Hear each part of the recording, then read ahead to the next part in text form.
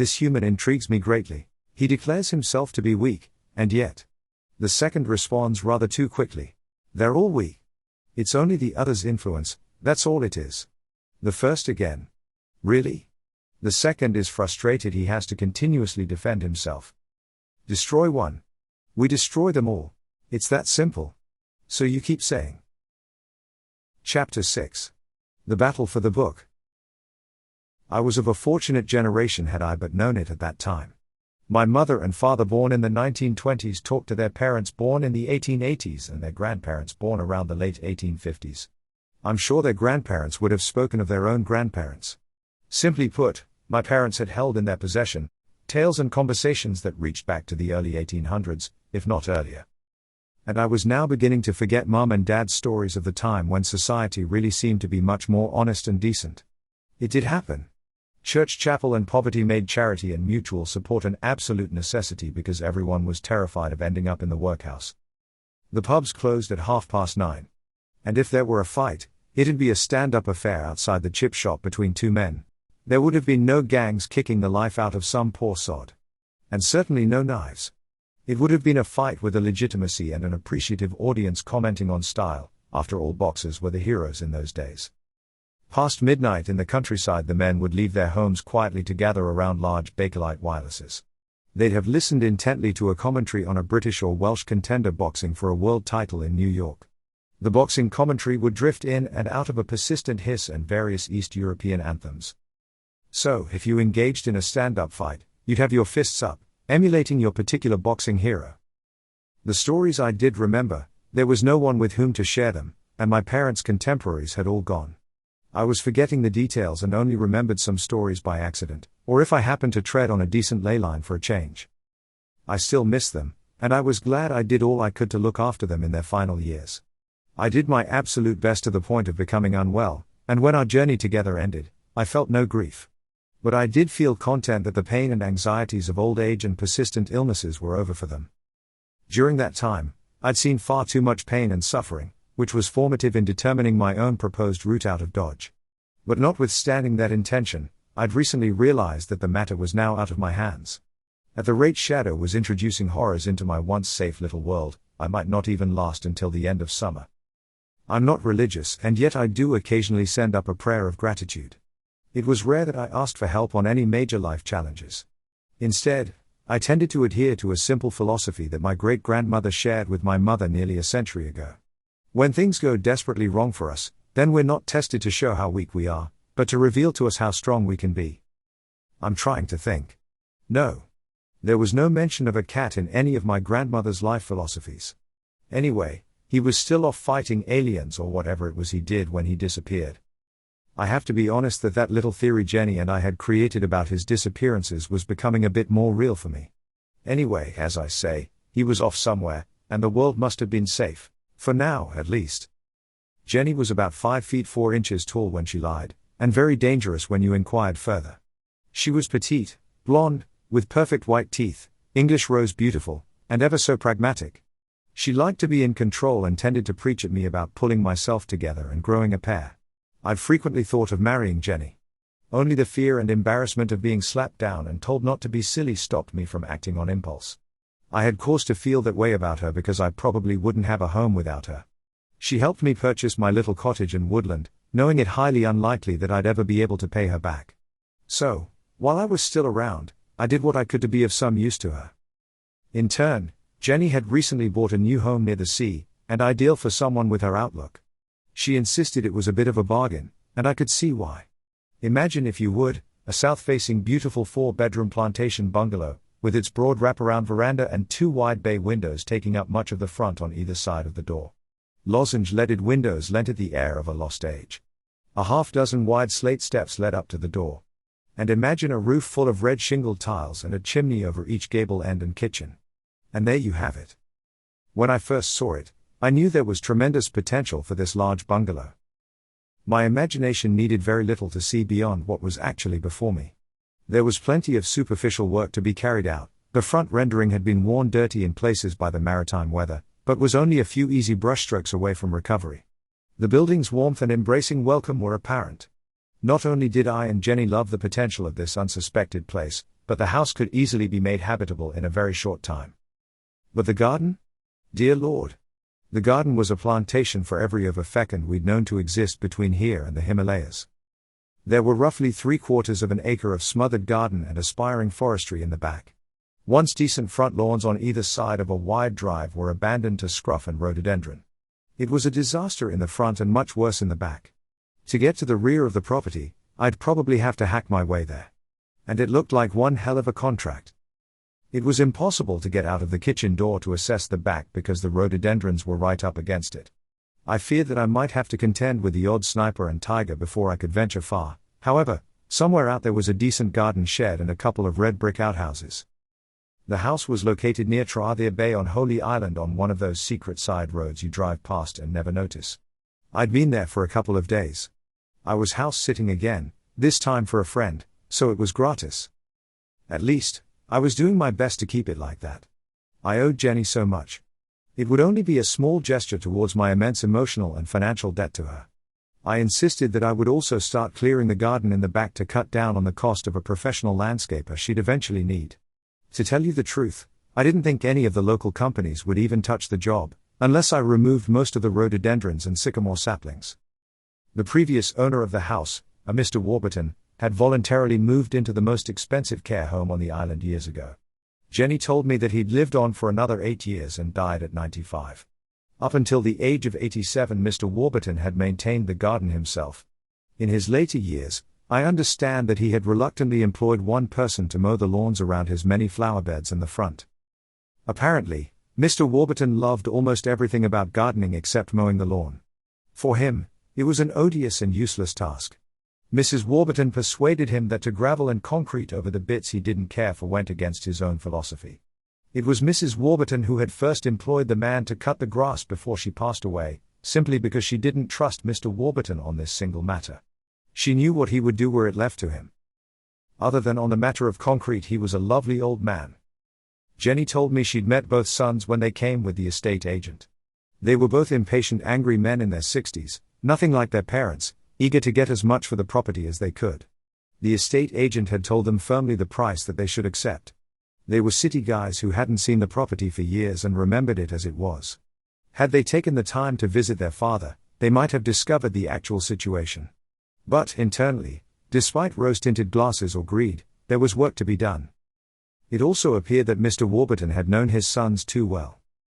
Eventually, the old man had signed over the power of attorney for all his financial affairs to an old friend's chambers and moved into the most expensive care home on the island, costing £50,000 a year in fees.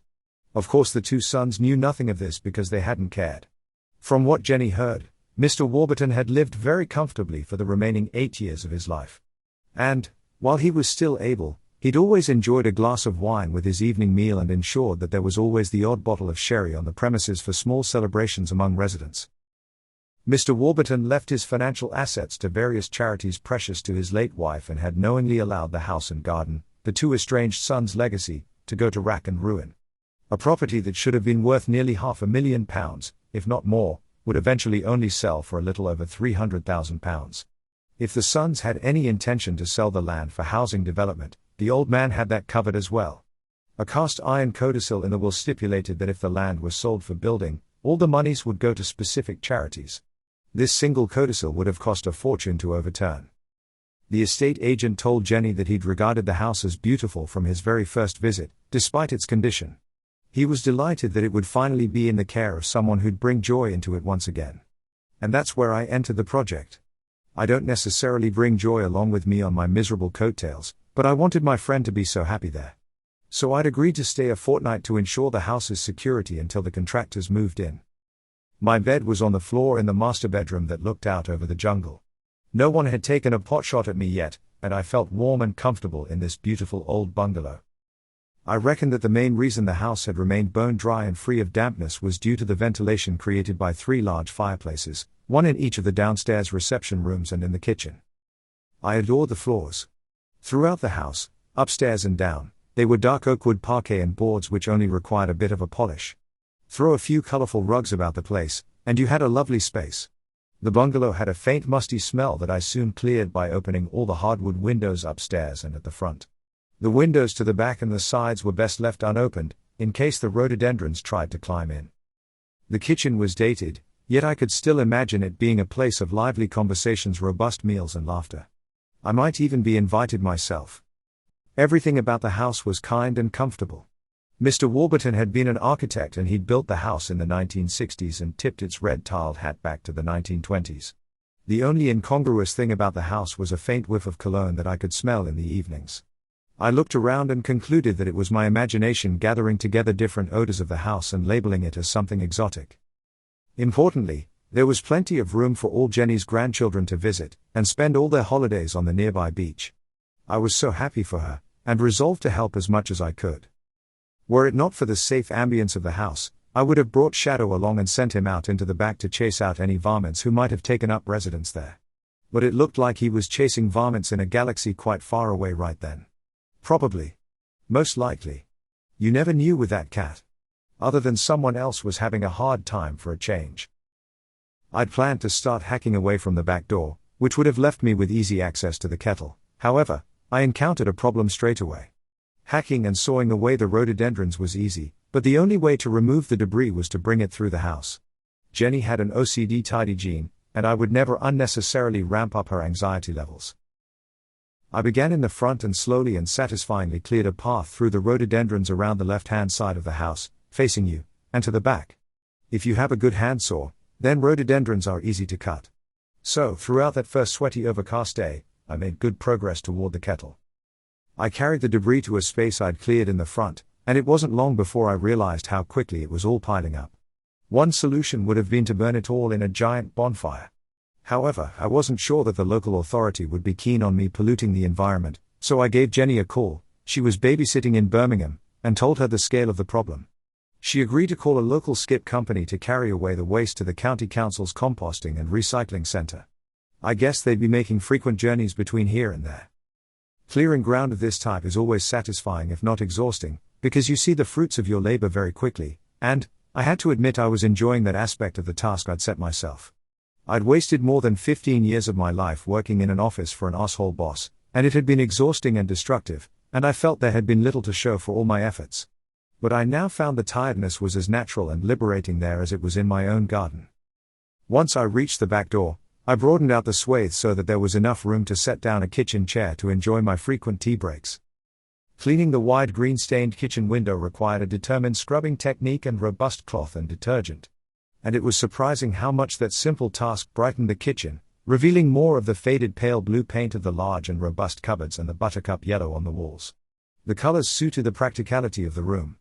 Get the chimney sweep in and a fire going in the large fireplace. This would quickly become the heart of the home. As I worked, I came across a number of rusty old tools in the undergrowth. Finding them made me feel as if the old man had only just wandered into the house for a cup of tea and a biscuit and never returned. He must have been conniving his legal mischief against his thankless sons many years before he went into the care home. It would have been simple for his lawyers to have picked up all the loose tools and arranged for the place to be kept tidy. I even found an old rusted petrol mower that fell to pieces the moment I tried to pull it out of the way. There were a few substantial jobs for the builder. In addition to sorting the house, there was the drive. It had once been a gravel track between two high earth walls leading up to and past the house to a public footpath. Again, it too had become so overgrown and barely passable. One of Jenny's other friends had cleared that away with his tractor and cutter. She had many friends, and I suspected I would have had to fight for her hand. The septic tank would need to be connected to the mains, which required digging up about 100 yards of the drive to get to it. The tank was out in the back somewhere, and I had to keep a good lookout in case I ended up in it.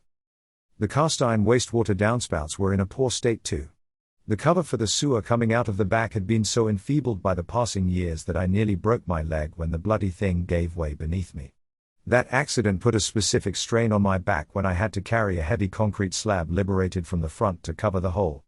I wouldn't want Jenny to be hurt because of my idleness.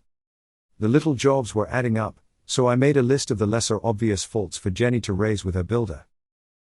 The shelter of the house had created a perfect microclimate that had allowed the rhododendrons to proliferate and grow as high as 12 feet in some places. I knew that the back left of the garden-stroke jungle faded into a copse, but I had no idea whether there was a wall or fence between here and there. It was an exploration adventure that would probably have to be left to the landscape contractor. I was excited about the treasures that might have been hiding for years in the outhouses. I love old buildings, for their musty air mostly, and for those tools that were once someone else's precious treasures. What I could reasonably hope for was to reach the garden shed about 30 feet from the back of the house, which I could see from my bedroom. Unfortunately, all I actually saw was its corrugated asbestos roof poking out from beneath the shiny evergreen canopy. Until Jenny got a fridge for the kitchen, I would live on ding and reconstituted noodles and nuke porridge and strong coffee for breakfast. By the end of 2 weeks, I would have drunk enough tea and coffee to float a battleship. I sat on the front steps every evening, happy in the company of a bottle of Theakston's Old Peculiar, and classic FM on the small transistor radio I found in the kitchen. I chilled out while wondering if there was anywhere that didn't ache. I continued to be intrigued by the sweet, expensive fragrance along the stairs. No matter how much I searched the house for the bottle, I came up with nothing. It smelled expensive, and maybe the good stuff lasts for ages if you keep it away from teenagers. For the first 3 days I was quietly content. No cat, so I should have had no worries. I slept on the floor after making a comfortable bed for myself in what had once been Mr. Warburton's bedroom. It was reassuringly warm, and I'm not talking about heat. It was warm and restful in very human terms. I dragged the mattress down the stairs and thrown it into the skip, confident that the company would dispose of it. Ill health and great age may belittle us all with the indignities they visit on us. So I had to wear my gardening gloves with the mattress because it was badly stained. The first night I'd tried to sleep on the bed frame in a sleeping bag, but in the early hours the fabric covering the frame tore and I fell through. I cut myself quite badly on my thigh with the only piece of wood that hadn't rotted. I spent an uncomfortable night on the floor and had to return home early the following day to fetch 2 duvets to make an ersatz mattress. There had been no sign of Shadow at home, and the biscuits I'd left by the door and water were untouched. It must be a hell of a fight out there somewhere if he was willing to forego his food. After that, I slept well. On the 4th morning I woke up abruptly and felt immediately tense and off balance. Something, a large cracking sound, had woken me, and I didn't think it was a noise from my dreams. I checked the time on my phone and found it was 6:45 a.m. I rose with all the elegance of a ruptured duck and struggled into my filthy faded black work jeans. The tension lingered in the form of a headache as I made my way down the stairs. All houses creak, I told myself. Simple physics. The structure expands and contracts as the sun moves around, especially a bungalow with a wooden frame and oak floors.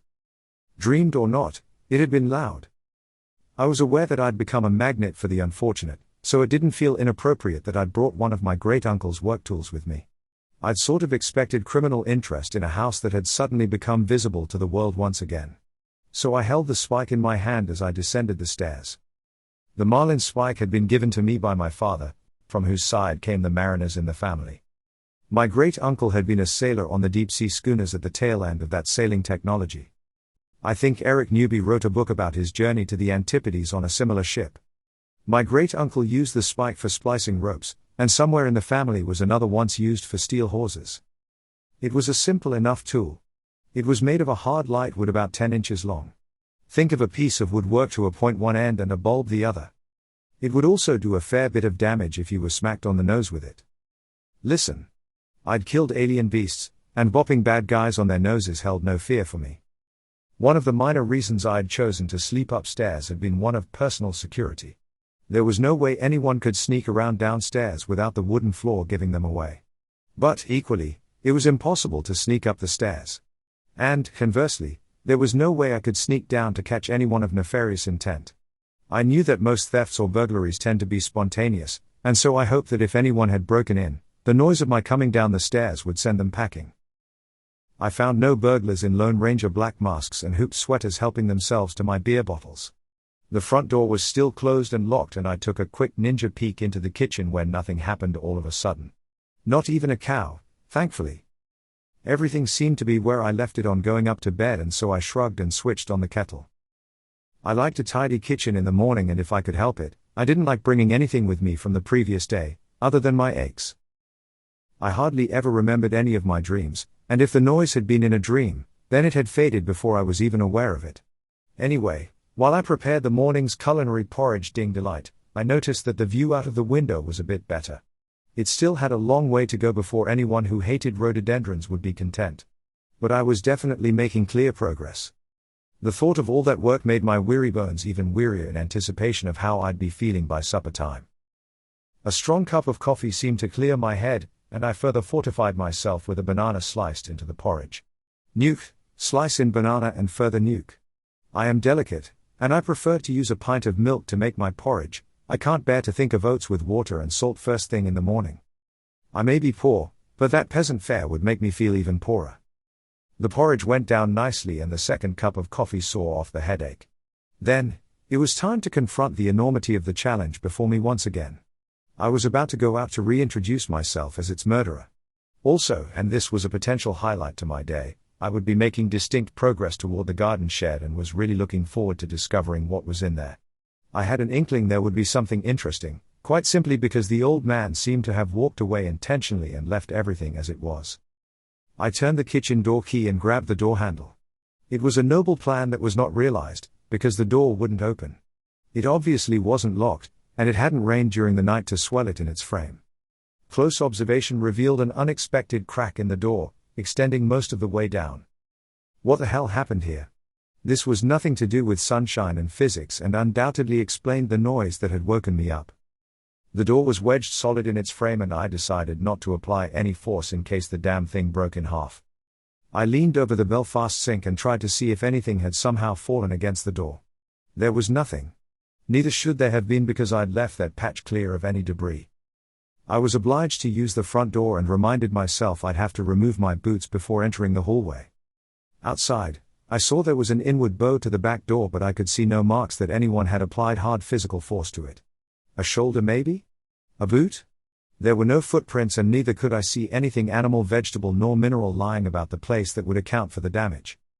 I then contemplated that my disturbance of a stable microclimate in the back might have had more repercussions than I'd thought. However, a microclimate here wouldn't add much more than 5 degrees, if that. How would that smaller temperature differential cause a solid door to crack? That only left the obvious. Someone had tried to break in. I'm sure you could hide your footprints if you were a well-practiced burglar. I contemplated calling the police, but dismissed the idea quickly since they would only come over in a few days' time and offer advice about security. It was hardly worth the bother of getting the old Bill down here. I had no real idea what had happened. All I could do was make sure that I locked, blocked and barred everything before I went to bed that night. I left the incident on the back burner in case my unconscious came up with some advice from the past, which is where most of the best ideas reside. I decided that I might as well engage with my day's tasks, and found the progress easier than the past 3 days. Of course, there was no real reason for that, unless I'd established an unconscious ergonomic cutting technique. I found things of delight and a sweet sadness during the morning. One was something that I'd been anticipating since I'd started, that Mr. Warburton was an excellent and very well-organized gardener.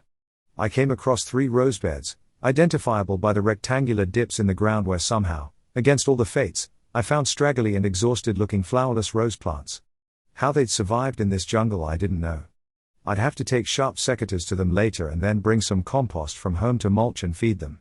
They looked desperate for nutrition and water, and if they'd survived the rhododendrons then they deserved every chance to flourish again. The odds were stacked against them, but I'd long ago discovered from my own life's experiences that sometimes those could be the best odds. What did the SAS say? If you're still alive, then you've always got a chance. In the meantime, I drenched them thoroughly. They were the morning's delight. However, a bittersweet sadness was encountered later, in the form of 3 small engraved rectangular gravestones in a tidy row next to each other. There was a different smiling cat face on each. Sooty. A special little friend, Essie. Our wonderful little darling and flick. A gloriously mischievous and loving companion. Just as a police officer knows he or she can reason with people if there are books in the house, I knew that there had been plenty of love and affection in this one. I don't know why, but I felt a teary nostalgia for lives lived well and kindly.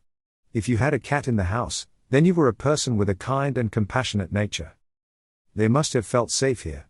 There would have been plenty of secret sleeping places under bushes and woodland behind to hunt unfortunate squeaky little things. Jenny would love this when I told her, and I knew that she would plant joyfully colored plants above them. Jenny is hard as nails and as soft as a sleeping cat. Not my cat, obviously. I fancied a cup of tea. And I remembered to take off my boots before entering through the front door. I carried the cup and a kitchen chair with me round to the back and inspected my great works. I was beginning to believe that I could actually see a pattern to the original layout of Mr. Warburton's garden. The lines weren't clear, yet if you focused with an aspiring gardener's eye, then you could see what remained of indentations. I placed a stone in what I guessed were the corners of the beds. Some were quite substantial. As I stood back, the garden began to reveal itself to me. It was obvious that he'd grown the roses to be viewed through the kitchen window, and other beds would have been full of colorful flowers for display or cutting. There would once have been a herb bed close to the kitchen for cooking. The shrubs, colorful azaleas, flowering rhododendrons and camellia would be set against the hedgerow that was beginning to come into view the further I pushed out. I wondered if there were fruit trees out there somewhere. Surely, there had to be. And a vegetable garden at the end, but not too near the trees. It was a garden that had worked as a companion for the house, for beauty and for the kitchen table. All of that meant that there had to be a garden engine room out there somewhere in the form of a greenhouse. Despite the thick foliage before me, I could sense a once bountiful garden desperate to be released from its incarceration or enforced hibernation. This is what happened to many gardens created after retirement. You manifested your hope for garden, and then slowly, entropy and age crept up on you and all your struggles collapsed in defeat to nature. You realized you had only been kindly indulged all that time. Nature, metaphorically red in tooth and claw, was revealed to me here. If I lost my nerve, I could see my own fate writ large, and it was the last thing I wanted. To compound its power over me, the work became far more difficult after lunch because of a horrid band of brambles that had appeared from nowhere and lay dense between me and the garden shed. I needed a flamethrower or a subcontractor. It felt as if the garden shed was moving further away. I'd never seen such thick brambles in my life. And so vicious. These bastard things didn't scratch. Instead, they maimed for their own entertainment. My tough gardening gloves offered no protection whatsoever. Those brambles chez moi were wimps compared to these thugs. I had to sit down for a good 20 minutes to think of the easiest way to move forward. I could dream up nothing less subtle than a can of petrol. I wondered what was in the garden shed that seemed to be so protected. I decided to give the job an hour of effort and endeavor to see whether I could make my mark, using the traditional method of lopper's scythe and foul language. I cut as low down as I could with the loppers, and then with great sensitivity to pressure exerted, I dragged out the long pieces and left them on the far right of the garden. Just like the rhododendrons, the roots would have to be the landscaper's job, and I would make sure that Jenny had that written into the contract. If you leave even the tiniest piece of root in the ground, then both plants will be sticking their noses above ground in no time. They are really difficult buggers to kill off. It had to come. It was hard work, but it was pleasant working for a dear friend's future delight. Yes. It had to come. Slowly, but surely. I enjoyed the sound of rustling leaves from the deeper garden and the trees beyond as a background to my struggles. I'd heard the odd bit of movement that you'd expect in the depths of an overgrown area. But with the woodland so close, it was only natural. Everything had been just too comfortable. Content even. How dare I? A suspected break-in was just tinker toys compared to what the universe had in mind for me those days. I felt a change in the air about me and above the garden. The sunshine of the morning had gradually faded, and the sky above and all around was milky and dull, the type of sky that spoils a good day on the beach. There was a flatness to everything when you started observing. The birds in and around the garden were usually noisy buggers, but they were now silent. It was an odd and watchful silence. I knew immediately that it was odd because I'm an animal after all. I just happen to be one that can think and stand upright to pee. Living alone in the middle of the fields, accuracy wasn't always a consideration. I was being watched. Maybe it's a fight or flight response, I don't know. Then a heaviness, an oppressive weight fell over the entire space and everything became eerily still. Being a human also meant that it took time for my brain to catch up with animal instinct, as the beasties and I all waited for something to happen. I was knocked sideways by a sudden downdraft of wind of such force that made it impossible to stay standing. All the wood and leaf debris that I'd generated and left to one side was thrown at me with a terrible malevolence. I had to scramble on all fours when I saw the mountain of vicious brambles flying through the air, directly at me. I felt it was appropriate to shout an obscenity as I crawled to hide myself behind the 3 small gravestones, as everything bounced or flew at me. I thought I was safe until a thick length of bramble tore its entire length across my back and its tail flicked across my forehead. It was reasonable to scream. I covered my head with my gardening gloves and tried to make myself as small a target as I could, all the while stealing a glance between my gloved fingers. All the loose material was being raised into the air to give a visible form to the whirlwind that had just fallen on the garden with such devastating effect. It was only the sudden absence of noise that made me realize it had stopped. I scrambled on all fours for the side of the house and made it around the corner before the wind started tearing the garden apart again. However, I didn't stop there. I ran to the front of the house, up the steps, into the hallway and through the door shut behind me. Eventually, my breath caught up with me as I stood up, admittedly needing the stairway for support. Leaning against the stair wall, I once again screamed like the feeble person I am, as the remnants of the bramble were stabbed deeper into my back by my action. I arched my back and pushed myself away and turned to see a long smear of dark red blood in a diagonal streak down the wall. I tried to contain the pain and lifted my hand to my eyes, which were embarrassingly full of tears. On drawing my hand away, I discovered a blood-covered garden glove. Oh bollocks. Blood. I had the wherewithal, and respect for Jenny, to remove my shoes before I stumbled up the stairs to the bathroom. I was no longer concerned by what was happening in the garden. Instead, I was more concerned with stemming what I suspected was a severe cut on my forehead above my left eye. A look in the mirror suggested that I looked rather alpha male-ish, what with the wound to my forehead and the blood that had soaked into one of the fluffy blue towels Jenny had left for me. I tried to have a look at the injuries to my back in the mirror. What little I could see told me my lovely soft skin, which had grown virgin to a loving touch over the past few years, was in a bad way. That would explain why I felt slightly faint and nauseous. This was definitely a visit to the small accidents unit in Holyhead. I realized that I'd left plenty of evidence of a trail of destruction on my dramatic entrance back into the house, but it would have to wait until I got back. I stumbled down the track to my car and drove in agony to the hospital unit. It was a rare event for me, but I'd demonstrated good sense by covering the driver's seat with bin bags that were slick with blood by the time I got there. While I'd been searching for the bin bags, I'd had a quick look out of the kitchen window to see what was happening. Nothing was happening. It was calm and silent, and the damage was both shocking and useful. Many of the large shrubs had been torn up by their roots, and the area I'd cleared so far was a mess of shrubs, rhododendrons, torn branches and brambles. The whirlwind had done me a great favor, as it turned out. But, of course, it's an ill wind and all that. I'd see how things went with the injuries and hoped I could get back to work later. My reception at the small accidents unit was panicked. I had to use all my powers of persuasion to stop them from phoning the police to report a violent mugging. My t-shirt was cut off as a crowd of nurses gathered around to wince and appreciate the scale of the injuries. I had to strip to my underpants in front of them all, and someone had the courtesy to stick them into a much-hated white plastic patient bag. In addition to advice on soaking the clothes in salt for a day or two before washing, I was also advised that I should buy less damaging sex toys. We all laughed. My laughter was sarcastic, but no one cared because they had a story to take home, and I was confident they wouldn't allow the facts to get in the way of their opinions. I required no stitches, not even to the cut on my forehead. My wounds were washed, and the odd thorn torn out with no pity. There were quite deep lacerations, but nothing to worry about, apparently. They washed my back and then poured acid on it as an act of spite while insisting it was antiseptic. When I asked them whether they had experienced the same wild wind here in town, they were puzzled. The weather had been flat and depressing all day. One person suggested local conditions because the village was next to the sea. There was a minor discussion before they inflicted more pain. One nurse popped out a moment and came back with baggy trousers and a massive t-shirt for me. She insisted that the man had been alive when they took the clothes off him. She was also reasonably sure that they'd been washed. Standing there in my underpants and socks, I had no choice but to wear them and hope to high heaven that I wouldn't meet anyone I knew on the way out to my car. A packet of paracetamol was pressed in my hand and I was advised, first, that I should follow the instructions on the packet, and second, that I should write the safe word on the headboard. It was all so jolly. By simply standing there in agony and bleeding profusely, I'd brought a little joy into people's lives. I took the paracetamols immediately, binned the bin bags and got away as quickly as I could. On the way back I checked for evidence of the windstorm and found none. It seemed that it had only happened in Mr. Warburton's garden. Nowhere else.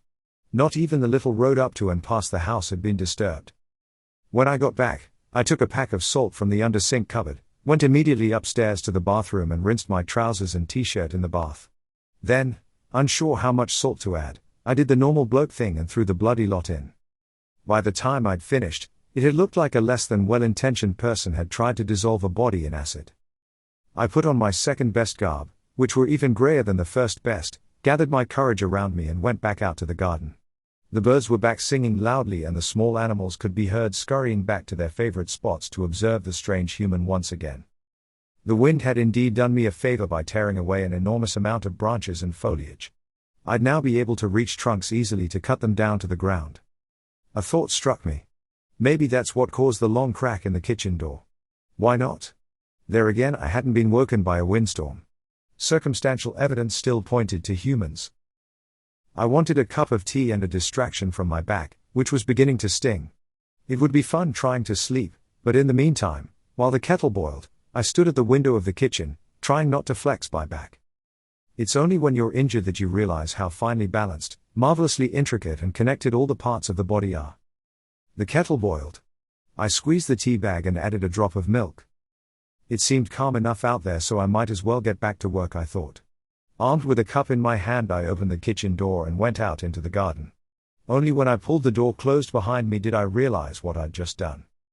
First, I'd come out in my socks, and my boots were on the porch. Second, that which could not be opened had been opened and closed once again. I looked at the door and concluded that it had been wedged in place by the wood expanding and forcing the paneling to crack. So, rather than walk to the front, I resolved to re-enter the kitchen through the back door. Quite naturally, and running parallel with my luck, the damn door was busted again and wouldn't open. I muttered a moderate apposite swear word and had to walk painfully through sharp shrapnel, as my father used to call such things. There were plenty of well-placed vicious pieces of bramble to hamper my brief journey. Sitting down on the porch, I removed as many sharp objects as I could from my socks before putting on my boots. The afternoon passed without further incident. Active incident, that is. There was always the passive experience of being watched from somewhere nearby. The only place I could think of was from the woodland, or perhaps from within the jungle. It wasn't the usual mysterious scrutiny I'd got used to at home. I searched with my eyes as best I could, to no avail. I felt certain I was being watched, because the skill that had been honed under the influence of shadow told me so. I could always tell when he was staring at me with that look of disappointment, contempt, or hunger. A heavy photons thing, maybe? I don't know. Nonetheless, even though I couldn't work out where the photons were coming from, the source seemed to be shifting. I carried on working, but the feeling just wouldn't go away. Sometimes I was being watched from the wood and other times it felt as if the photons were emanating from the upstairs bedroom window. I eventually got fed up and could ignore it no longer. One of the many things I had learned vicariously from shadow is that when you had an odd feeling, then you acted immediately. However curious or minimal, then you acted. I trotted round to the front of the house, removed my boots, and ran up the stairs straight to my bedroom. It was empty of ghost or human. So I took a quick look at the other bedrooms and bathroom. Equally empty. No residue of a presence. A physical presence, that is. I re-entered my bedroom and looked out over the garden and woodland. All was quiet and still out there. It was always easier to spot a squirrel in the dingle if you didn't stare and just took in the whole vista. The eyes are designed to detect movement for defense or hunting, so if there's something out there that moves differently to the background, your eyes will pick it up. I could confirm that there were no squirrels or anything odd out there. Outside was fine, or at least it was at present. I closed my eyes and sent my inner sight and ears about the upstairs and the attic above. I was still nervous about attics. I reckoned that I'd stayed in the house long enough to become familiar with its noise characteristics and was carrying out an auditory version of the squirrel hunting technique. But again, I could detect nothing unusual. Yet, I held to my conviction that there had been a disturbance even though my ultimate alarm, my tummy, hadn't been triggered. Maybe my alarm system was becoming more refined and discerning. I let out a very long drawn-out breath, and gently stretched out my arms and rotated my head tiredly. Why I felt tired, I don't know. I hadn't done all that much work compared to yesterday and the days before. I looked out of the window and it was clear that the garden showed distinct progress. I estimated that I'd moved out maybe 25 feet in a shallow arc starting from the kitchen door. Much of the bramble had been beaten flat into a ragged and vicious carpet, which I suppose would make it easier to cut back. It wouldn't make it easier to carry though. One unfortunate consequence of the sudden windstorm was that a great deal of the bramble had been thrown up against the garden shed, surrounding it like a vicious halo. The flat roofs of the red brick outhouses at the far back of the garden were only just about in sight. Nevertheless, I might cut a direct line toward them after I discovered the treasures waiting for me in the shed, which seemed smaller now that I could see most of it, albeit beneath brambles. Once again, I passed through a faint waft of that expensive cologne making my way down the stairs. I'd have another search for that after supper. In the meantime, there was so much that had to be done. Out in the garden, I checked the sky, not for a spy. The weather had become very close and humid and made me think that we could be in for a storm later. It really was a messed up day. Bending was too painful, and so I simply raked everything that had been blown loose and dragged it to the corner of the bungalow. Rain or no, I would throw it all in the skip first thing in the morning, which also meant I'd have to phone for a replacement. Credit to them, they usually turned up within an hour or so of a call. This might be a small job for them, but in a troubled economy it's the small customers that generally keep you going. Any business that forgets that, soon ends up on its knees. Jenny called about tea time to see how I was doing. She was still down in Birmingham babysitting and would be there for another week. I told her nothing about my injuries or the mysterious windstorm. I chose to be brave. Jenny congratulated me on the progress she'd seen in photographs I'd just taken from the bedroom window. She apologized for allowing me to volunteer for such a monstrous task, the scale of which was evident in the photographs. I assured her it was brilliant exercise and satisfying, unlike the last job we'd both had with the LFB. It's a house that definitely needs lots of love, she said. And it'll also give a lot back. I could hear small children arguing in the background. Supper time, she said. Got to go. We said our goodbyes, and I decided to call it a day after all the weird trials, tribulations, and amusing to others injuries. After supper I retrieved the radio from the kitchen and sat down on the porch with a bottle of beer as the day came to a dull, flat and mildly depressing end. For quite a while I sat there, reflecting on rhododendrons and brambles. Bastards. I don't believe for a second that the plant hunters who sold this appalling Himalayan plant to the gentry didn't know what it would eventually do in Britain. The evidence was all round them in the Himalayas about how rampant the bastard thing was. But at least it had one redeeming feature, the only one. It's easy to cut down. That's it. A sycamore is what Jenny calls God's weeds, and the only saving grace for the darn thing is that it might end up being the lone tree species left in Britain. I noticed last year that the ash trees in my area were beginning to fail. Ash dieback is already here, and is killing our trees in seasonal slow motion. So we need the sycamore, and more ivy to grow on them to compensate for habitat losses. There was plenty I could find to be depressed about if I just set my mind to it. And I'm so glad I don't have any kids because the world we're leaving to them. It may not soon be worth living in. I'm with Elon on this. He doesn't bother talking about our planet being destroyed, he remains focused on one obvious solution: exodus to Mars. And the sooner he gets there, the better for us all. All I could do was look after my own little corner of this planet while I could, and be glad that I'd gone before the nightmare became a reality. I shook my head and took another sip of beer. That was enough, so I went to bed early and listened to a BBC radio mystery drama on my phone, and fell asleep halfway through. I woke up to another depressingly dull day, and admitted that it was all my fault. My maudlin mood of last night had a direct influence on the weather. Maybe I should meditate and manifest some sunshine, bright blue sky and someone to cuddle, more chance with the first two than the third. At least I had the garden shed to look forward to. And my back felt a bit better. In the end, I was surprised just how little effort it took to remove the halo of thorns, and I ignored any religious illusions regarding the shed and its possible contents. Of course I earned a few scratches, but nothing serious this time. It wasn't too difficult clearing the sharp debris either, because I'd worked out a technique where I hooked and twisted the rake around the bramble and walked backwards. Yeah. It still left the problem of removing it to the skip. I realized that common sense commanded that I leave it for the contractor. Eventually, I had most of it cleared from the shed, and after a few hours found myself standing before a plain colorless dark paneled door, with its round and now grey Bakelite doorknob. I could be wrong, but I think Bakelite was the first general use of a plastic and therefore has a hell of a lot to answer for. I looked at the door again and reminded myself to duck because everyone was shorter in those days. I stood back and looked at the shed. It was a decent size for a garden, about 4 good strides to each side, and both ends rose to a gable. There was a window around the corner to the right, shuttered on the inside. I hate shutters. The outside glass was opaque and green with dried slime. Like Bakelite, asbestos bore an unknown curse. It was all the rage for addressing the housing shortage after the war, the one teenagers can't put a date to, and hundreds of thousands of prefabricated homes were built quickly using it. My own parents had lived in a prefab after they married, and they loved it. In their later years both they and their friends felt nostalgic about them and would happily have moved back there. The door was made of wood, as was its surrounding frame. And I'd have expected the entire building to have been covered in moss and lichen, and in a far worse state than it was. Had it only been surrounded by the rhododendron, then the wooden door would have probably rotted away by now. Instead, I reckon it was the bramble that had probably saved it by allowing air to circulate. I looked out over the substantial area I'd managed to hack back so far, and felt quite proud of myself. So far, about a third of the garden had been cleared, and what appeared to have been an impossible job to begin with had been accomplished by eating a single elephant one spoonful at a time. That's an important lesson worth learning when we worry too much about how to tackle the impossible in our lives. Or rhododendrons in this case. Oh yeah. And bastard brambles. This really was a strange garden, full of its own microclimates. And it would definitely need more time clearing and work, more than I could manage to turn it into a thing of beauty. Yet I could feel that it was there, eager to be revealed once more. The handle turned a little bit, but the door was stuck or something. This had to be the mystery within the shed issuing its final challenge.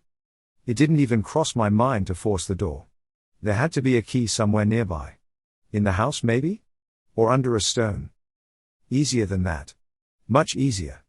There was a rusty mortise key hanging right in front of me at eye level beside the door. Mr. Warburton was a very trusting man. Of course he was. But unfortunately, once you start locking things away, some people become too curious and convince themselves there's some booty just waiting to be pilfered. I hope you don't mind if I have a look inside, Mr. Warburton? I said that out aloud. I waited a moment for a reply because I was raised well, and I was hoping that decent and kind ghosts hereabouts valued the small courtesies. I pulled at the door, and again it declined to open. No trickery. I looked at how the door hinges had been set and decided to push inwards instead. I actually jumped at the scream of the rusty hinges and then worried that I might break them, which would have been disrespectful. I'd had enough recent experience to know that ghosts should be treated properly and went to fetch the WD-40 from my small toolbox. I sprayed the hinges liberally and moved the door back and forwards until the scream became a plaintive squeal, like my wheelbarrow, from the dark space within. I wasn't sure if it was a cry of welcome. Nonetheless, I pushed the door in fully and stepped into the semi-darkness. My head knocked the bulb hanging by its twisted cloth-covered cord, and I found myself standing in a disappointingly empty room. Other than a dry musty smell that tickled the back of my throat, a small wooden card table, and an equally doubtful-looking little kitchen chair pushed underneath, there was nothing. All that work and unrequited anticipation was a simple reflection of my life to date. I kept trying to manifest what I wanted, rather than what I needed. That and the tarot were the only wibbly-wobbly stuff I did. The one about becoming attractive to fine women still hadn't come up with any prizes. I think the cop-out is that the universe will award us with what we need, but rarely in the way we expect. So far the universe wasn't manifesting anything other than a sarcastic cat, a few scary ghosts, and the odd monster.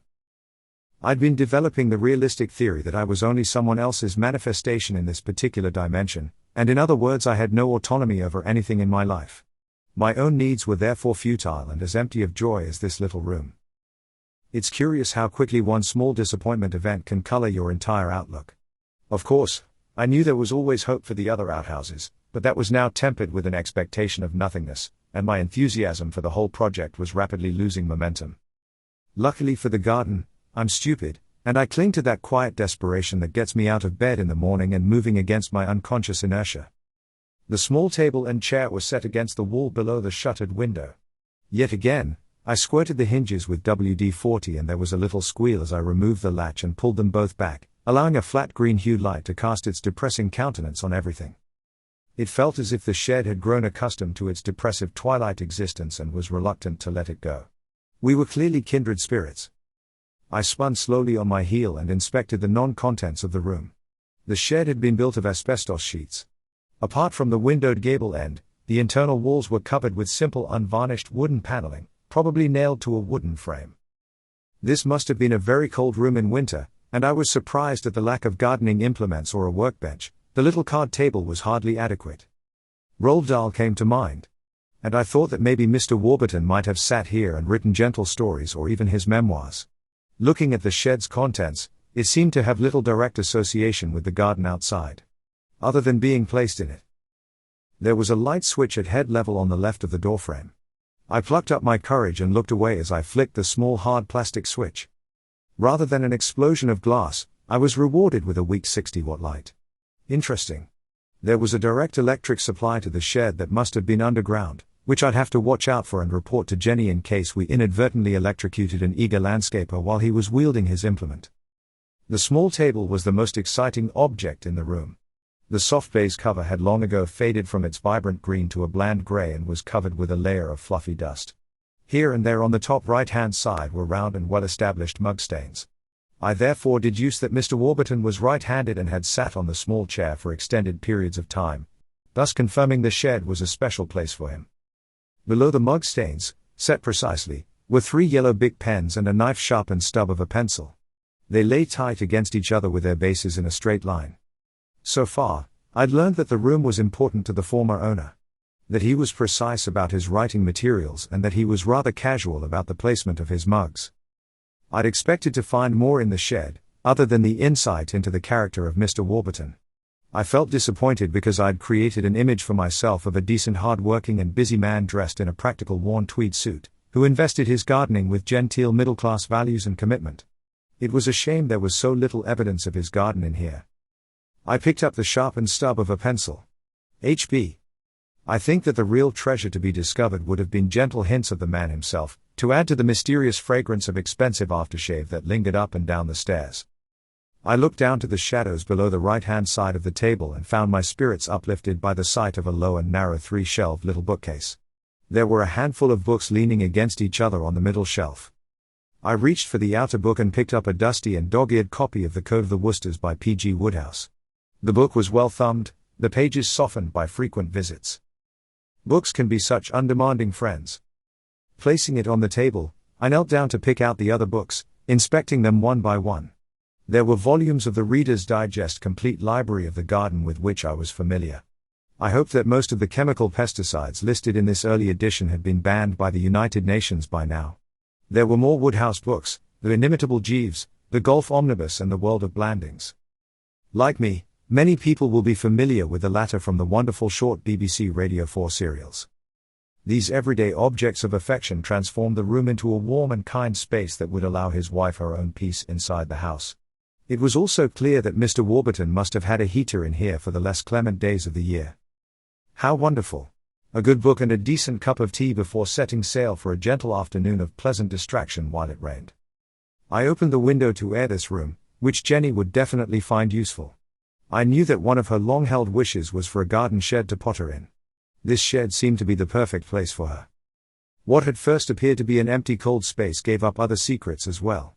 Behind the door, attached to a rusty nail, was a poster of cardboard with 2 pieces of foolscap writing paper stuck to it with dried-out sellotape.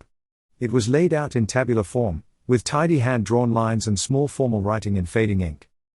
Along the top of both sheets of paper were written the months of the year and down the sides the names of the flowers, vegetables, fruits and salads. It was a joyous and very personal story of the gentleman's last active summers in the garden. There was no year indicated, but it didn't matter because here, stuck on the back of the door, I'd found the real treasure for which I'd been searching. Rusty tools and implements would be a bonus that I was now certain lay redundant in the outhouses. I brought out my mobile phone and shone the torch on the handwritten garden calendar. Mr. Warburton propagated his tomatoes in early March, and by moving my finger softly I could see their journey across the year until September. August heralded the Anglesey Agricultural Show, and as I went down the list from chrysanthemums, dahlias, sweet peas to broad beans, carrots, peas, potatoes and tomatoes, I could see that there was a single notation in each of the August boxes. A one notation which, if I guessed correctly, was each plant's placement in the individual competition classes. Mr. Warburton was not only a good gardener, but was highly skilled, knowledgeable and successful in the island's top show. This was indeed a treasure. I realized that by this simple little poster, Mr. Warburton was telling Jenny how to garden successfully. So, for my own benefit, I took a photograph of the poster to be a guide through this gardening year. While mine could never be as tidy and organized as his, it would thrive. I found myself smiling as I looked about the place, knowing that Mr. Warburton's delights were in a currency that could only be appreciated if you shared a similar love of gardening. What else might be in here? I pulled back the chair and looked at the wall behind the table. No other shelving or papers there. There was no real reason to believe there was anything else. However, instinct and my tummy, I have an articulate tummy, told me that there was something more, although I couldn't fathom why they would have to be kept so secret. I just knew there had to be something else. As I mentioned, 3 walls were covered with vertical paneling. I don't know why, but I ran my hand across the wall opposite the window and almost immediately felt that one of the off-center panels was raised slightly proud at mid-height. I shone my phone light on it, and saw that one of the nails was loose-fitting. I tried the others and found that the panel seemed loosely attached to those either side of it. If I pressed the middle of the panel, the bottom jutted out about half an inch. I pushed in a finger to keep it out and then ever so gently prized it apart another inch until I could slip the fingers of my right hand into the tight gap and wiggle about in there. I touched something. Paper. It could have been cheap insulation for all I knew. And it was difficult to grasp because my hand was in an uncomfortable position, so I dropped to my knees and changed hands to get a better grip on the paper. Holding it feebly between my 4 and middle fingers, I knew I was pulling at what I felt was a thin booklet. I was intrigued to say the least. I gently pulled out what revealed itself to be an exercise book, the sort they gave us in primary school. I struggled to my feet out of breath and held a faded to grey-blue book. The name on the front read, Michael Seward Warburton. I smiled. Real treasure at last. I moved to the doorway and leafed through the entire contents. It was a handwritten book of gardening alchemy that seemed to focus entirely on those Anglesey show exhibits on the poster. It wasn't in alphabetical order, and some pages were very difficult to read. A few pages of very tight and neat handwriting identified types of tomatoes with which Mr. Warburton had experimented. There was a mark out of 10 for a number of categories of the finished tomato. Ailsa Craig was mostly 8s and 9s. Moneymaker, mostly 9s and 10s.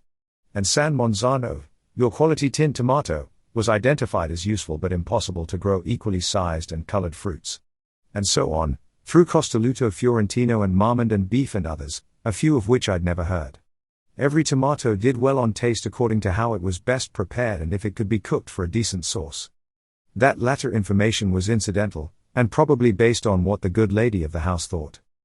The remainder of the pages on fruit, legumes, etc. were learned lore, science and practical results. I got the impression that the notes had been made across a number of years, and what they did was reveal which was the best tomato for showing, temperature and time of propagation, the various natural or artificial feeds, whether they should be grown by stake or cordon, and, most important of all, when they should be removed from the main plant to be in the best condition for exhibition purposes. Each plant named was given the same degree of attention from seed, tuber or cutting. There was a 2-word observation in the margin under the title, Lunar Planting. Namely, utter tosh. I knew this was too important to simply photograph. It was a Bible of practically earned expert knowledge, and it didn't feel right if I were to take anything from it without Jenny's express permission. I knew she'd say yes immediately, however, until then I would take no liberties. Still, in anticipation of such permissions, I looked forward to having a good look through the contents that evening. I was smiling to myself and leaning inwards against the doorframe when my tummy radar reacted once again. I can generally refine the direction from which observation is coming by a localized warmth on that side of my face. It felt that it was coming from deep in the garden, in that area of the trees that lay beyond the jungle. I turned around and looked up at the house but could sense nothing there. Tucking the exercise book safely into the back of my jeans, I decided to go and have a look from the public footpath that ran alongside the property. In other words, I went hunting for varmints. I found a single 6-foot length of rotting fencing that could equally have collapsed from old age as varmint. There was the sense of a trail meandering into the thick undergrowth that could have belonged to any animal. As far as I could see, no heavy beast had passed that way recently. Of course, there must have been plenty of less obvious places where someone could enter the trees. The radar had stopped responding to potential targets, and so I returned to the garden. Once there, I made an executive decision to switch on the kettle and fortify myself with a digestive biscuit, hoping I'd be able to stop at 4, yet another of my futile life battles. I sat at the kitchen table with a mug of tea and opened the book again. I was fascinated by the detail and how complex was the world of show exhibition and competition.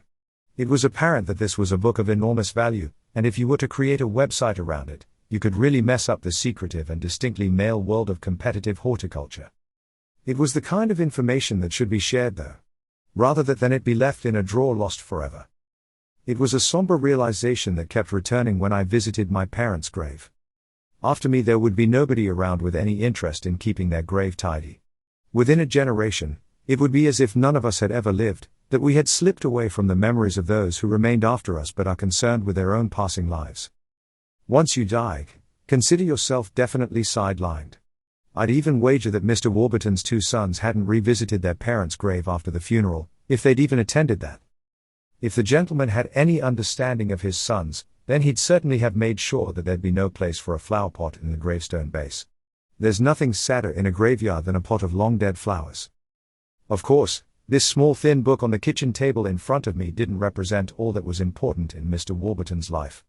I could only infer from the nature of his love for the garden that it was an extension of who he was. This was the only real physical residue of the man that remained intact as far as I knew.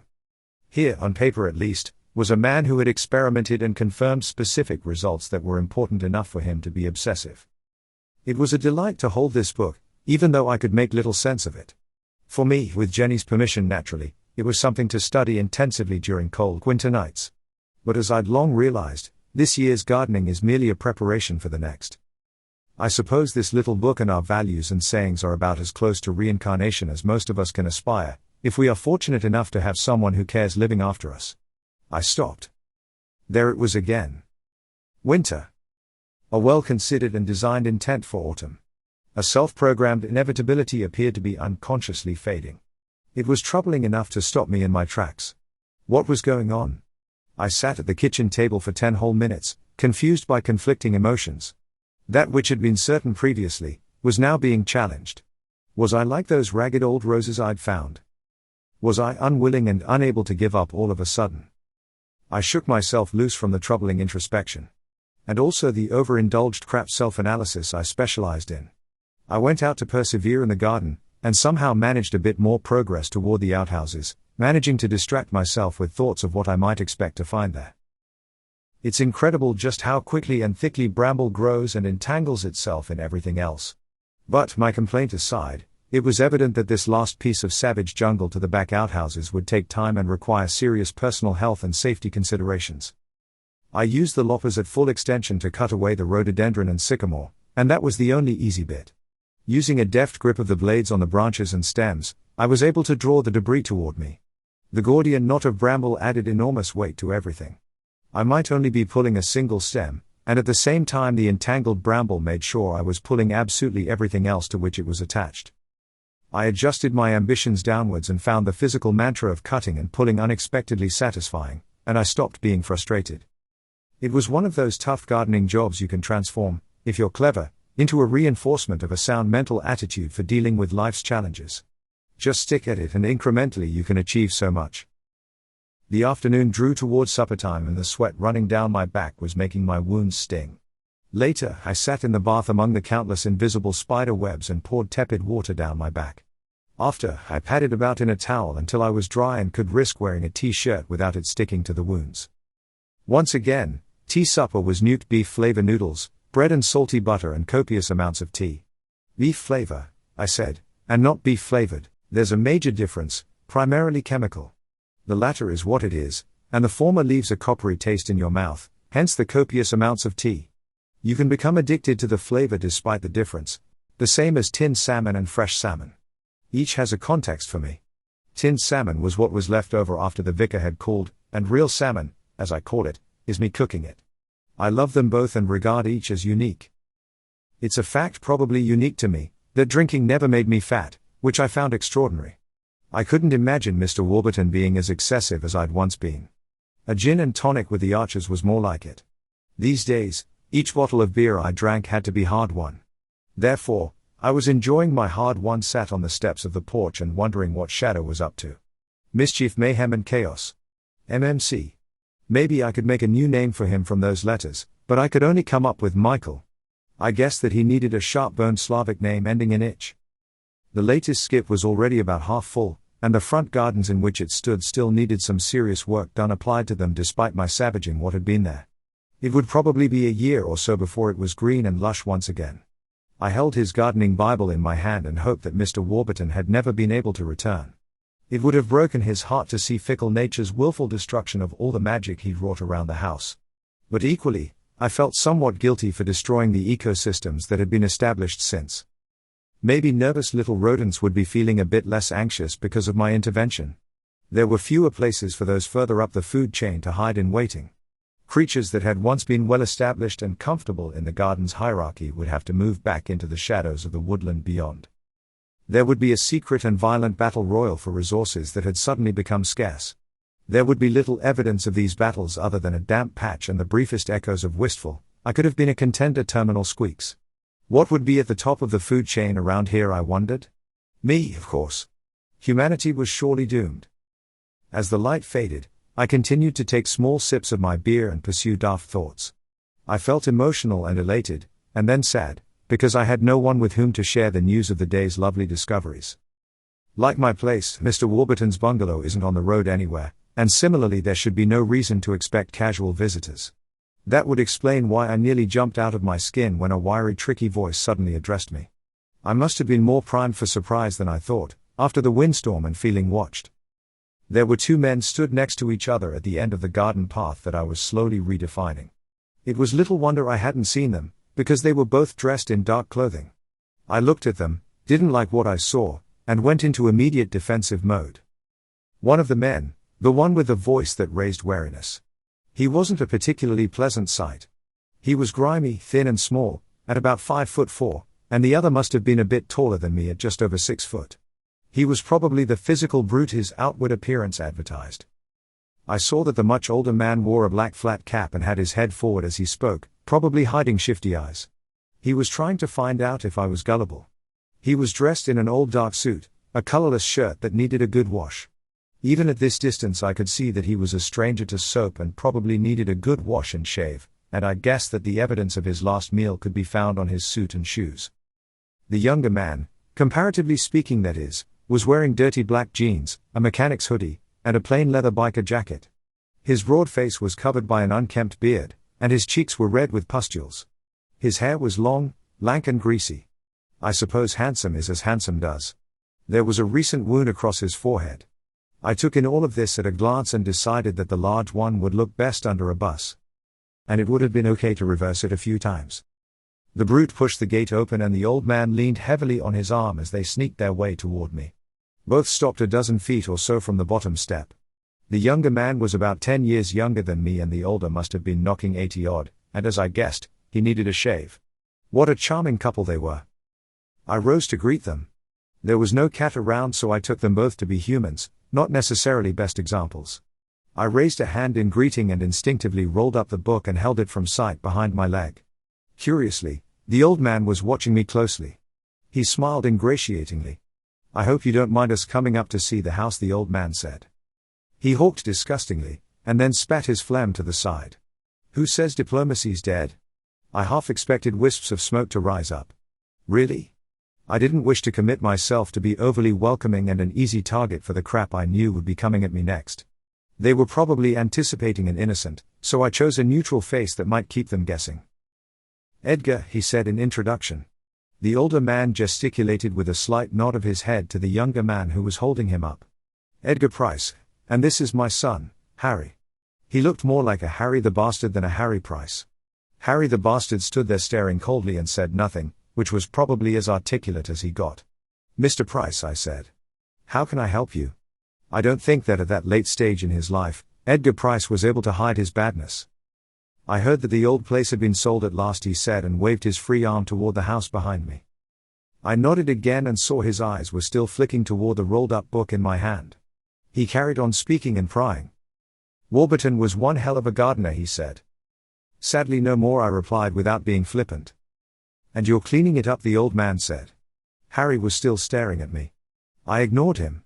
Nothing I could do about him and his blatant attempt at intimidation, other than dismiss it. So they knew I was tidying up. This wasn't an obvious place to be aware of unless you were watching it.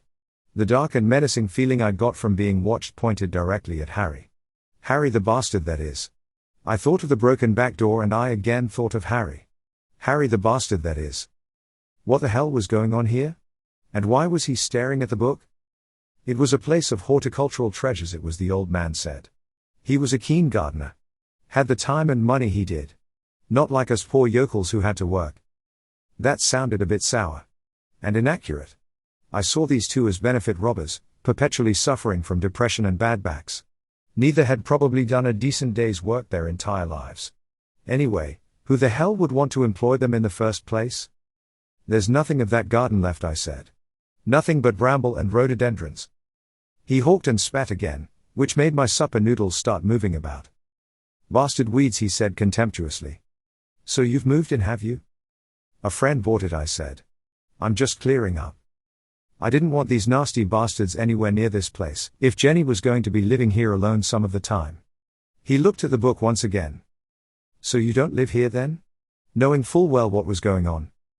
I chose to ignore the question. Do you mind if I look at the garden? For old time's sake.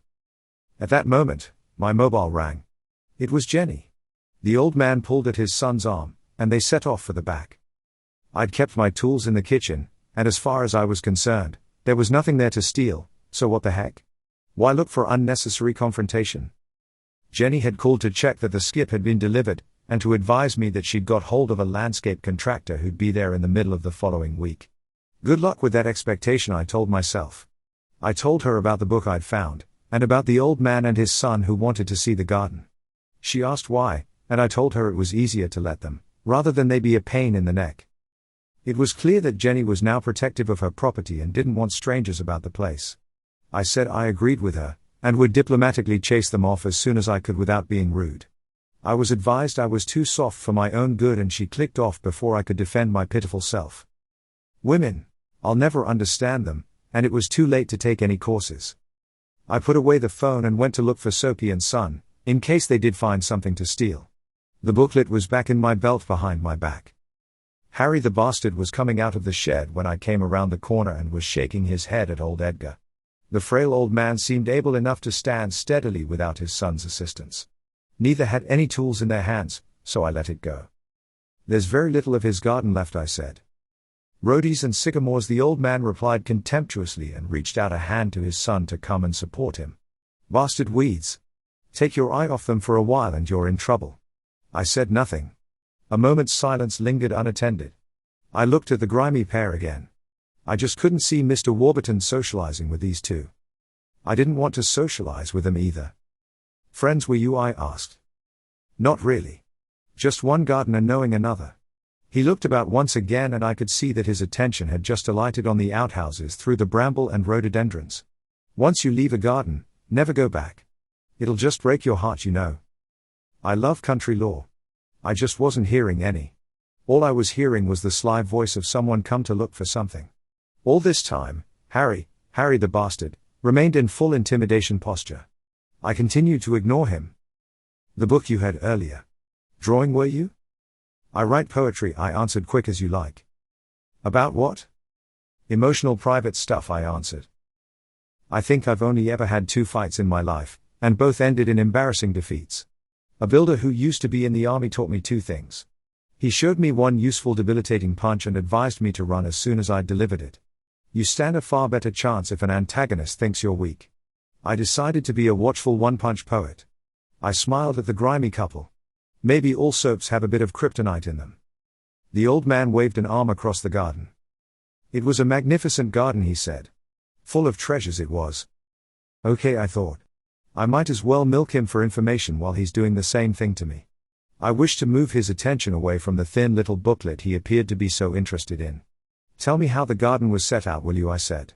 I'm sure my friend would appreciate knowing something about it. The old man thought a minute before pointing to the left and the unkempt bushes behind the shed. He had a large wooden greenhouse over there. He could afford it. Followed by a jealous sneer. You'll probably find the pieces in there somewhere. I'm not sure your friend will be able to use it though. I'd have to keep an eye out for glass. For a fierce woman, Jenny was as sentimental as I was about such things. Other than humans, everything old had a story and deserved to be regenerated. This little old creep really despised Mr. Warburton's wealth. Maybe he should have worked a bit himself. I had the evidence tucked in the back of my jeans showing that Mr. Warburton was a resolute hard worker, and what could be gained by it. Vegetables, I asked. He kept his veggies in the back on the right there, he waved vaguely. You haven't got there yet. It was all dead straight and regimented. Typical bloody architect, I suppose. 2 things, resentment and knowledge. Mr. Warburton would never willingly invite this sort anywhere near his home. Did he have any security measures here? I asked, and saw the answer on his sour face. So they, or at least he, had been spying on Mr. Warburton, and he'd known. Why though? A good garden always needs a good gardener. Edgar Price admitted he was that. I'll give the old sod that. Plenty of money helps. He worked hard and he was successful. I belabored the point, and said to myself, he was also a fan of soap and a mysterious cologne. Time they buggered off. He's gone to his reward now, I said, turning to draw them away. Probably doing all right there, I suppose. I could see why he needed his thug son with him. 80 years old or not, the urge to thump him was intense. Well, we all end up being the object of our experiences, I said, not intending to be enigmatic. Good and bad karma. I just get on with my life and pay no real heed to anyone else. The best route to happiness that way. More poetry, eh? Powerful stuff, ideas, I said. Right. You'll have to forgive me because I need a wash and something to eat. I extended my arm toward the corner of the house. Price pushed at a door that wasn't going to open. Kept all his secrets in a little book like the one you had earlier, he did. Really? That's interesting. In his book he wrote secrets, and in mine I write poetry. Maybe they're the same in a different way. Anyway, I have to be getting on. They eventually got going, and I herded them from behind and kept well away from Harry. Harry the bastard. But, even then, the old man kept whining. He was taken unwell in July that year, and he still won the show with everything he entered. Good for him, I said robustly. Lovely way to go out. I take it you competed against him. Price Sr. stopped and raised his head, confirming my thoughts about his eyes. Bloody pointless in the end. The judges always favored him. Really? But I suppose you've been winning since he died. Price grunted something incoherent. Maybe not. I was glad to shut the little gate behind them and ponder life's little failings. He couldn't win when Mr. Warburton was alive, and he couldn't win now he was dead. Hence the interest in the Book of Gardening Secrets. He probably wouldn't win even if he had it. I watched them until they were out of sight. Harry the bastard turned around once and gave me a nasty look before they disappeared down the track and out of sight. I chose not to start a conflagration with a parting wave to him.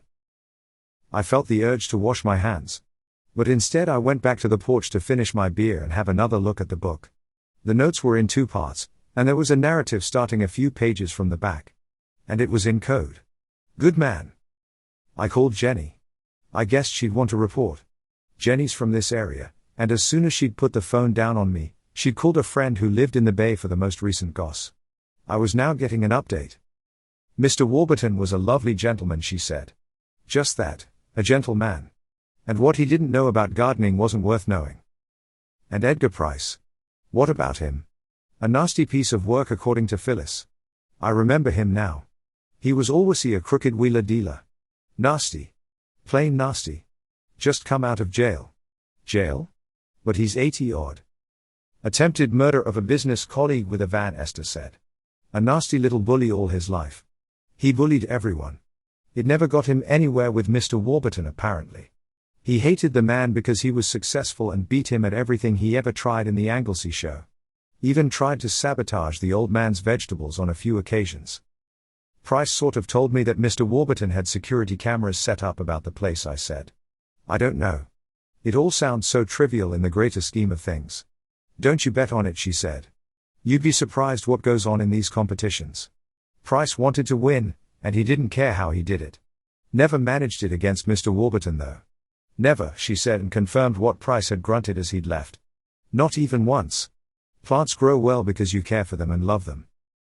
That's what I was hoping for in my own garden, that my casual care and appreciation might yield vegetables and flowers for me. Jenny was silent for a moment. Do you think those two will cause trouble after I move in? I looked at the book in my hand. It's not about you, I said. Nor the house and the garden. I told her more about Mr. Warburton's detailed and coded gardening book, and where I'd found it in the shed. That was the only reason that Price hadn't found it before. He'd been in prison, and when he eventually came here to look for it, the place was covered with thick nasty brambles, and Jenny had just bought it. They'd probably searched everywhere else for it. I neglected to tell her about my suspicion that Harry the bastard, had attempted a break-in. Neither did I tell her about the feeling of being watched. I now knew that it had been Harry. Etc. And fancifully, I wouldn't have been surprised if it had been Mr. Warburton observing from the house. Why not? Considering the recent trajectory of my life. It's daft, she said. You think he's after the secrets in the book? I wouldn't be surprised, I said. It wouldn't help Price Sr. though. I think the really important bits are written in code. "It's a shame we never met Mr. Warburton," she said. "Dad told me that the real secret of gardening is love, respect, and encouragement for every seed you plant. He grew the ugliest vegetables you can imagine, but the taste? People loved receiving vegetables from him." Right then. So what do we do? After a few moments thinking, I said, publish it online. Let everyone have the secrets. If they can decode the book, why not? That way, it's pointless for them looking for it here. "Okay," she said after a few moments of thought. "We'll talk about it when I get home." Jenny said she'd be back in 5 days for a holiday from her grandchildren, and I promised to have most of the garden cleared by then. "Like it or not, I'm going to pay you for all the work you've done. I'm so very grateful to you for doing it. And for looking after the house too." It was useless to press the point of owing her so much as a friend, and being my private banker. I put the phone away and thought of Edgar Price threatening his plants. I suppose that he'd threatened everything that ever slithered or crawled across God's good earth at one time or another. And clearly the same genes had been passed on as well. The days really were extending, and it was pleasantly noticeable when the day ended fine. I made myself a cup of tea and went to bed, where I spent a few hours studying Mr. Warburton's book. Classic FM was on in the background as a companion to distract me from the isolation that hit me now and then.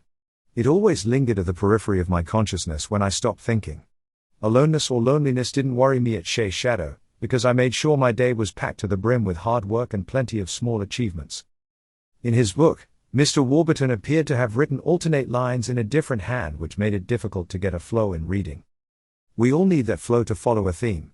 Each sentence needed to be read and revisited again and again.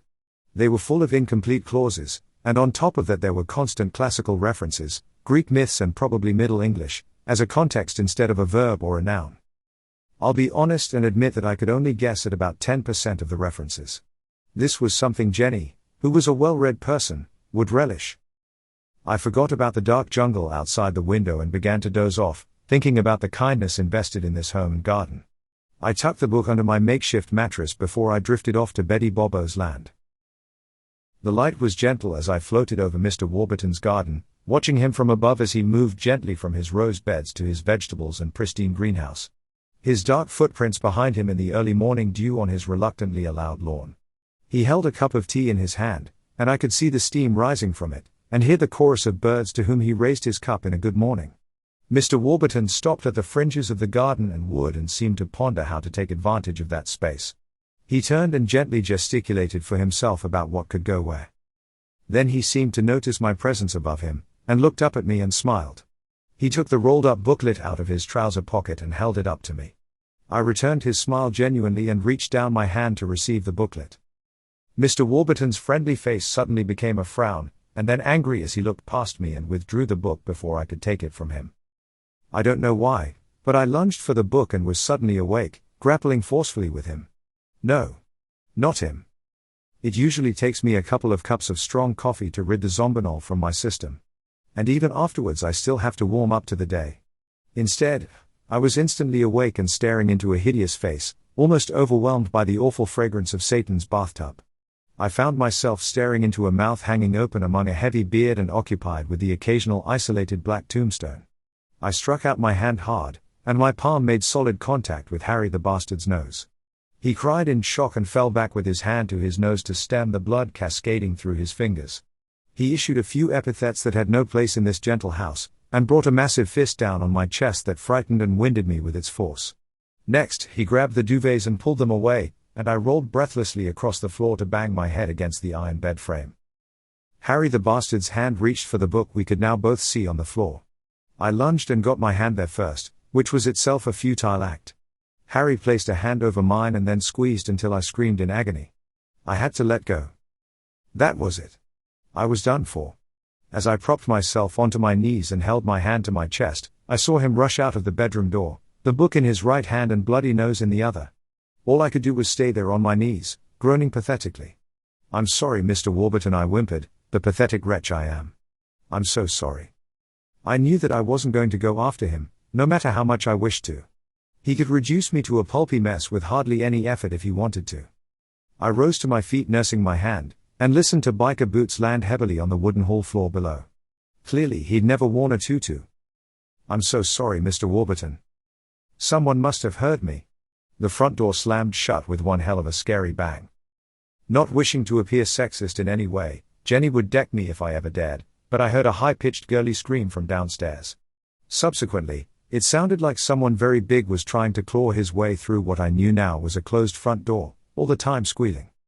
Thus encouraged, I went straight for the landing and the stairs, where I felt compelled to sit down on the top step to view the proceedings. Harry the bastard was on his knees, and alternatively staring in terror toward the living room, attempting to claw his way out the front door with his bare hands.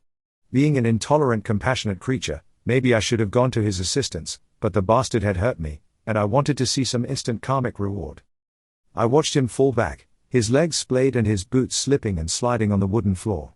His futile attempts to gain purchase and stand up to get the hell away from whatever was terrifying him were entertaining. In the end, Harry held up the book, waved it above his head and screamed. It was all very dramatic and entertaining. Harry should have been wearing a Victorian dress with a bustle to match his melodramatic pleading. I couldn't see what was terrifying him, but it had my full support.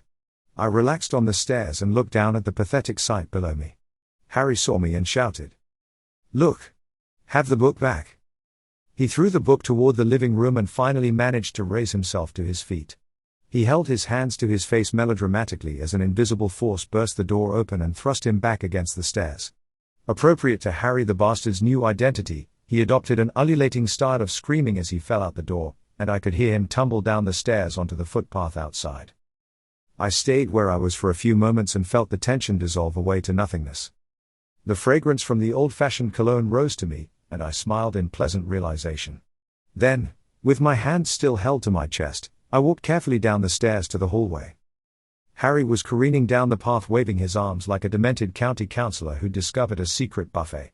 His screaming must have been appropriate to whatever he'd seen, and he left me with a new job to add to my things to-do list. I'd have to try and re-erect the old garden gate.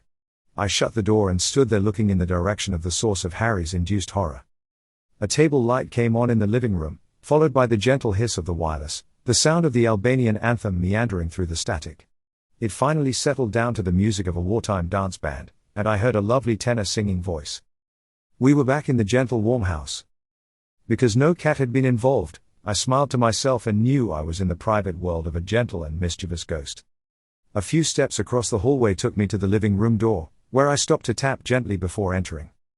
I entered and found the tall elderly gentleman. He was sitting comfortably in what was evidently a favorite armchair, dressed in a light green tweed suit, a comfortable khaki shirt, and a colorful mismatching tie. Mr. Warburton was dapper, with the gentle eccentricity of his former trade. He drew his eyes away from the warm fire in the grate and looked at me. We smiled at each other, party to the entertainment we'd both just enjoyed. He was elderly with the same warm and witty face I'd seen in my dream, and there was a satisfied mischievous sparkle in his eyes. He held up his little gardening book in his long artistic fingers and shook his head gently as he tittered softly to himself. "Good evening, Mr. Warburton," I said. He held out his hand for me to sit in the chair opposite the fireplace and the warm glow of the wireless between us. Mr. Warburton lay his head against the back of his wingback chair and placed the book on the armrest. He held it beneath his hand and gently tapped those elegant fingers along to the sweet sweep of the melody. I received a nod, and then he shut his eyes to listen to his music. When I woke up, the table light was extinguished, as was the fire. The wireless and Mr. Warburton were gone. Underneath my injured hand lay the book.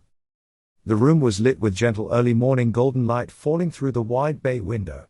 And outside I could hear the birds and knew that in another time, Mr. Warburton was out there with his cup of tea greeting them all, wishing them well with their day's travails. I was moved and raised a hand toward the ceiling, which was silly. A lovely man like him would have only gone to one place, and it wouldn't be the attic. I tapped the book, which reminded me that my hand hurt, and got up and went into the kitchen to make myself a coffee. While I was waiting for the kettle to boil, I opened the kitchen door and stood there, not only seeing the garden as it was but as it had been, and how it would be under Jenny's dedicated haranguing of the contractor. I now knew why the kitchen door was broken but hadn't opened under Harry's violent efforts. The kettle clicked off behind me as I went back into the hallway and checked the front door. There was no sign of damage. It was clear that Mr. Warburton had allowed Harry to enter, to end Edgar Price's ambition, once and for all. I'd injured my hand, but that was all right as far as I was concerned. After my mandatory 2 cups of heavy duty, I felt fine, and contemplated with good spirits the day's activities ahead of me. I told Jenny most of what had happened when she returned 4 days later. For her peace of mind, I insisted on calling the police just to chat about my concerns. 2 officers popped over and promised to have a word with Harry the bastard and his father. They told us they'd remind Edgar Price that he was too old to go back into prison. He was out on license, and that life would be difficult for him if Harry were in jail. Soon after the officers left, Jenny gave me an odd look, thought about it a bit, and appeared happy enough to dismiss the matter. Instead, she commented on how lovely and welcoming the house felt, and that it was a delightful place to make into a home. Jenny was also pleased by how much I'd achieved in the back, although she shared none of my joy at all the rusty old tools and artifacts I'd eventually discovered in the outhouses. Mr. Warburton would be pleased to have someone as pragmatic and romantic as Jenny living in his home. Jenny also commented that she liked how my aftershave lingered up and down the stairs. Maybe I should have asked her to marry me then? I keep adding tomorrows. It seems that I do keep adding tomorrows.